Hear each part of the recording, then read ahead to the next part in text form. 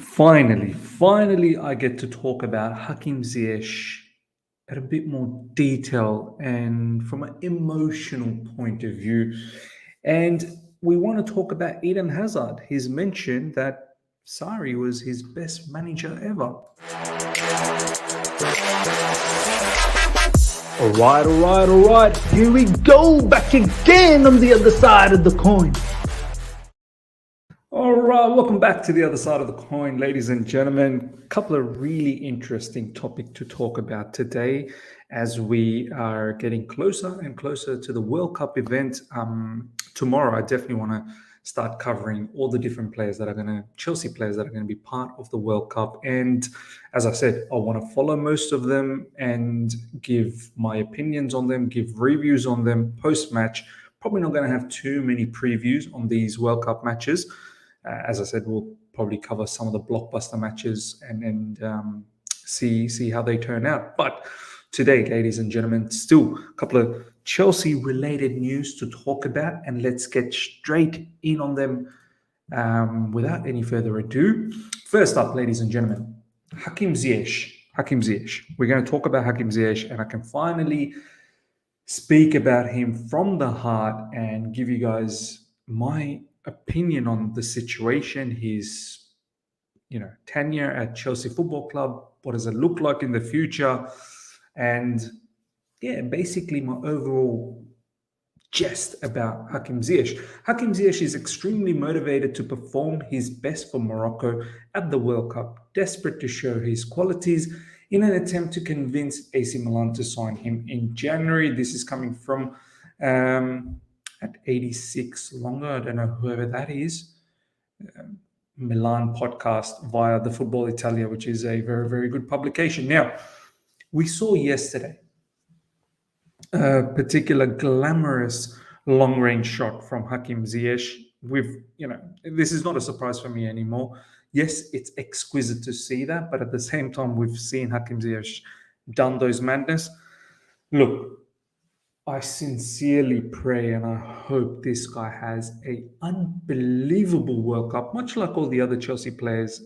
I don't have any sort of bias, but this is one player I'm truly looking forward to watching in the World Cup stage. Morocco's a decent team, so we'll see how they fare. But more importantly, really want to see this guy ball out. Really want to see this guy ball out. I still remember the day when we bought this guy. It was such a euphoria on social media. And the news literally came out of nowhere.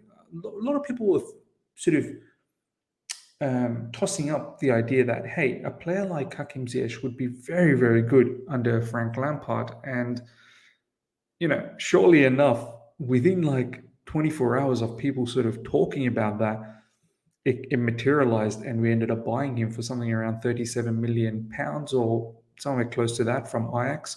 Correct me if I'm wrong in the comment section, but I think it was about 37 million. And a majority of the fan base was super excited. A left-footed, right-sided winger who's able to cut in and whip in with his left foot. And we saw the kind of madness that Hakim Ziyech did at Ajax, especially in the Champions League. His stats were unbelievable. He had over 20 assists, a load of goals as well. And in the Champions League, he turned up in the biggest stage. That Ajax team was playing some sensational football under Erik ten Hag. The movement, the way they were moving the ball with such pace, it was electric at times. It was electric. And it's a shame that all of that came to an end against Spurs right at the end. But when Hakim Ziyech came to Chelsea, lots of people had some really, really good, vibes, confidence that this guy was going to be that creative hub for us. And his first, I think it was a pre-season game, I still remember, it might have been against Brighton, and he got himself injured. And from there, it's always been a bit of an injury marked career, hasn't it? Every time he's found some sort of momentum, some injury has halted the situation. He comes back from that injury, I remember, under Frank Lampard, and then Frank starts using him and he was actually pretty good. I still remember, I think it was in the Champions League against a particular Russian team. Can't remember the name, but he got man of the match there. Then he had a very good game against Newcastle. I think then there was Burnley as well. There might have been a few of the other clubs. And then he gets himself injured again. And once that injury happened, coincidentally, Frank Lampard went through that really, really bad phase, which eventually saw him sacked. Thomas Tuchel comes in, and this is where all kind of changes for Hakim Ziyech, because Thomas Tuchel starts playing three at the back, inside forwards, and all of a sudden Hakim Ziyech doesn't get to play that right-sided winger, furthest winger on that right side, cutting in from his left. And we never ever got to see that brilliant sort of little phase that he had under Frank Lampard, the early stage. But eventually enough, that particular season, obviously, we finish off with a very good season, winning the Champions League. And you know what? Hakim Ziyech was part of some very key goals. I still remember it was second leg, Atletico Madrid. Was it Hakim Ziyech's goal? Or yeah, I'm pretty sure it was Hakim Ziyech's goal, where Timo Werner cuts it back in and Hakim Ziyech scores. Man City in the Carabao Cup, was it FA Cup? I think it might have been FA Cup, where Hakim Ziyech scored. And there were some key goals here and there. But nonetheless, the season didn't really go his way. Even though we won the Champions League, it just didn't go his way because he didn't see too much minutes under Thomas Tuchel. Then the following season, last season, where we ended up winning the Super Cup, it was Hakim Ziyech again. The pre-season, Hakim Ziyech was having a fantastic time. If you guys remember, Spurs, I think there was a few other games as well where he was fully under control. Then he gets that game against Villarreal in the Super Cup and he scores, but he injures his shoulder. I think straight after he scored, he injured his shoulder. I think it might have been Kai Havertz that cut that ball back in. Gets the injury in his shoulder, and once again holds all sorts of, momentum that he was having. People started to believe maybe Hakim Ziyech is going to be the big player for us last season. Once again, injury happens, comes back, finds a little bit of form here and there, gets another injury or whatever the case was. And that's how it was. And then in January, he was slowly starting to pick up against Spurs. I think there was a goal against Watford as well, I remember. But it just never happened. Obviously, then we had the sanctions. Then we had the ownership situation. And once again, Hakim Ziyech not favoured from Thomas Tuchel. And I completely get it. There was one game, I think, against Spurs where we played a four at the back and Ziyech played the widest right player and he killed it. He was the man of the match in that particular game. And yeah, for some reason, we never tried that again. We just reverted to that three at the back and he never got his opportunity. But injuries definitely has halted his situation. At times, he hasn't looked good.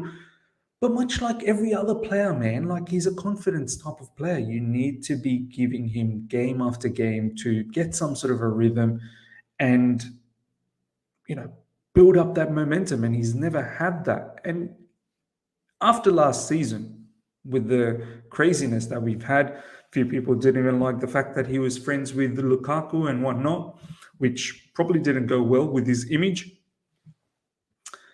I sort of said to myself, you know what, let this guy go, man. Let this guy go. Sometimes he's a bit of a mismatch as well in the Premier League. And I don't essentially think it's a mismatch because of his flaws. It's because we didn't use him properly. That's why it's a mismatch. Had we just created a structure, and I feel like, do you know what, looking back now, what has been our issue for the past few seasons? Not just now with Graham Potter, but even during Thomas Tuchel, one of the issues has been that we've not been overly creative enough. And the only criticism I'd have with Thomas Tuchel, and there's not that much that I'm critical about, because Thomas Tuchel achieved a lot with Chelsea Football Club, is that I wish he was a little bit more brave. I wish as the time went on with Thomas Tuchel, he became more conservative and more conservative and more conservative. And I wish he utilized a player like Hakim Ziyech and really focused on the good that he would bring to the playing unit, as opposed to maybe what he can't bring off the ball. And even off the ball, I don't think he's that bad. He used to press well. And as I said, pressing is a team, is a collective thing. It's not an individual thing. And I just wish we found a way to utilize him a lot more and make him the X factor of our team. But it never happened.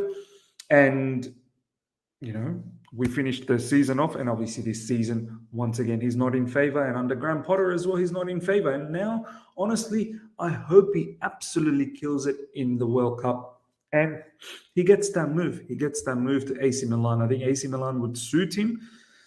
AC Milan could do with a creative player like him as well. Not that they don't have creative players, they do, but with another one. There's talks about Rafael Leao probably moving on from AC Milan. We'll see the contract situation over there. Are we going to be one of those teams that's going to be capable of getting Rafael Leao? We'll see. And maybe we could do some sort of a deal with Leao and Hakim Ziyech. But look, bottom line, it honestly does break my heart that we've been unable to get the best out of Hakim Ziyech at Chelsea Football Club. And you know what? It's not even just Hakim Ziyech. We've been unable to get the best out of a lot of our attackers. So what does it say? Is it all of these attackers that are poor, or something fundamentally has gone wrong within the style of football that we've played in recent times? Ladies and gentlemen, you let me know. You let me know how you feel about Hakim Ziyech. Honestly, it does break my heart that he's just not worked out at Chelsea Football Club. And I wish him all the best. If and when he does leave Chelsea Football Club, he's probably one of the players that I will follow wherever he goes, man. I've just got this different connection with Ziyech. As I said, I don't know, a lot of you guys, there's a lot of new subscribers that I have now since Ziyech, signed for Chelsea Football Club. One of the key reasons why I connect with this guy so much is I still remember. I always liked him well before he joined Chelsea. I always liked him at Ajax. But it was when he was announced by Ajax. Ajax did a really good video that he's moving on and he's going to Chelsea. And his mum delivered a special message for him. I remember he went to this theater and Ajax played a video, and his mum was the first one who was in the video and was given a message. And Ziyech had tears running down his eyes, and he didn't say anything, but you could see what it meant to him and what he wanted to do at Chelsea Football Club, wanted to do all of that for his family. So, and since then, I connected, man. I'm an emotional guy as well. I connected like that. And it's sad, just didn't work out. Next up, ladies and gentlemen, I want to talk about Eden Hazard. Eden Hazard, I've got some interesting things to say about Eden Hazard. He's another player, I kid you not. Look, not that many times am I sentimental. I realize sometimes sentiment does kill your football club. You shouldn't be, but at times maybe sentiments could get the best out of a situation.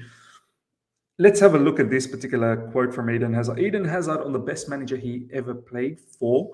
I know many won't understand this, but Maurizio Sarri is the best manager by far in terms of how he let the game flow by itself. His professionalism in training to the pitch is undescribable. I mean, so many Chelsea fans have disrespected Sarri. I kid you not. That season was so polarizing. I backed Sarri. I liked what he was doing. And who knows what the situation would have been had we just kept him on. But look, there's many different sides of this story. Some say that we forced him out. Maybe we did play a part, but others also say that we didn't force him out. He could have stayed, but he chose to leave and he went to Juventus. And it was a tough time, obviously. We got the transfer ban after that. He would have lost Eden Hazard. Eden Hazard went to Real Madrid. And yeah, I mean, we will never know how things would have turned out with Sarri, but the insults Sarri got from his own fan base was mad. Some of the football that we played later on in that season was actually quite exquisite, especially the Europa League final against Arsenal. I think that was the package, the final package of how Sarri football could look like, and obviously what it may look like in the future. It would have developed even more. But that final was so sensational. The way we decimated Arsenal Football Club. And Eden Hazard, I mean, a lot of people say Eden Hazard carried Sarri, but as you can see, Eden Hazard, with all the different managers he had at Chelsea Football Club, he calls out Sarri being the best one that he's worked with. And it's not a surprise. And we're going to talk about a few other things as well. Look at this 18-19 stats for Eden Hazard. I mean, one of the most glamorous stats you're going to see. Premier League, 37 matches, 16 goals, 15 assists. Europa League, 8 matches, 2 goals, 2 assists. Carabao Cup, 5 played, 3 goals. Overall, 21 goals, 17 assists.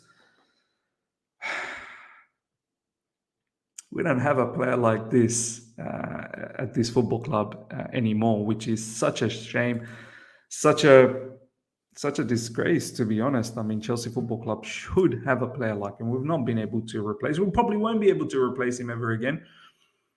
A couple of things I want to state is, one, Eden Hazard, he followed his dream, and probably a lot to do with the emotional side of things. Wanted to play for Real Madrid, wanted to play under under Zinedine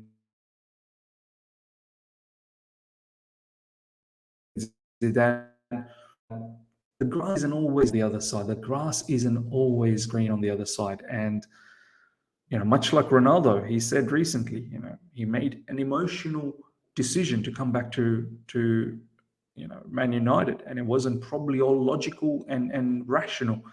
I feel like with Eden Hazard as well, like, his career just hasn't looked the same. In fact, it's diminished so badly at Real Madrid to the point where now he's a forgotten man. He's an absolute forgotten man. And I hope he has a fantastic World Cup. I really do. Another one of those players. I sincerely hope he has a fantastic World Cup. The second thing that I want to say is, I would actually entertain that. All the time I was thinking, do you know what? Nah, man, it's finished. His time at Chelsea Football Club is done.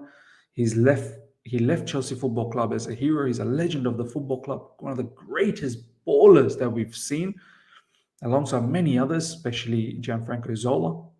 But with the state of where we are in Chelsea Football Club right now, I don't necessarily want him back to be that same winger that he used to be, from the left side, electric pace, dribbling, cutting in, causing a whole heap of havoc, spinning players left, right, and right. I'm actually thinking, and look, it would have to be a short-term contract. I think he is now entering, he's definitely entered his 30s. I think he's 31. And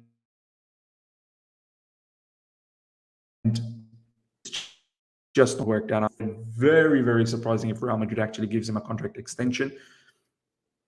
I would actually take him if it would have to be a compromise. You'd have to sit down with Eden Hazard and say, look, you're probably not going to see every single game. You may be at times coming off the bench. Short-term contract, maybe 2-year contract with an option of extending one. But I would actually think about playing him as a number 10 just behind the striker. A creative midfield role who's able to find those key passes and at times can dribble past players.